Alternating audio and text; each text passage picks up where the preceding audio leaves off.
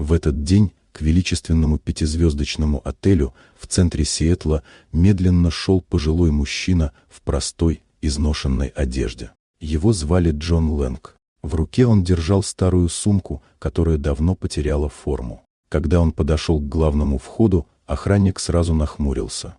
Персонал смотрел на него с подозрением. «Вы точно сюда?» — спрашивали они между собой, намекая, что такой человек не может быть гостем элитного отеля. Джон Лэнг молча кивнул и направился к зоне ожидания. Он садился на стул, ставил сумку рядом и опирался на трость. Его спокойствие контрастировало с любопытством и насмешками окружающих. Администратор стойки, Клэр Брукс, с легкой усмешкой наблюдала за ним, считая, что он явно ошибся дверью. Люди в холле шептались, дети задавали вопросы, а персонал тихо обсуждал, кто этот странный старик. Но Джон не спешил, он просто ждал. Прошел час. Джон Лэнг оставался неподвижным, словно его терпение было невидимой силой, которую никто не понимал. Даже когда управляющий отеля, Ричард Хейл, отказался с ним встречаться, Джон не возражал. Его присутствие постепенно создавало напряжение в холле. Обычная насмешка начала сменяться легким страхом и уважением.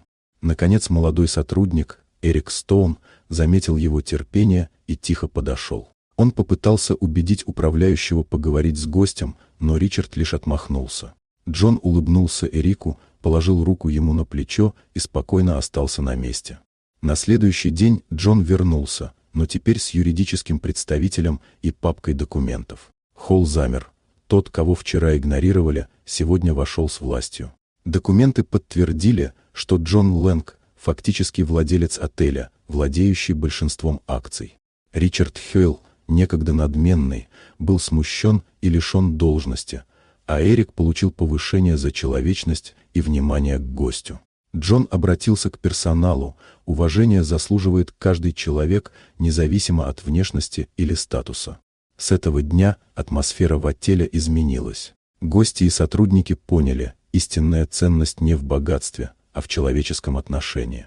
Люди говорили, Джон Лэнг построил не только отель, но и заложил фундамент человечности.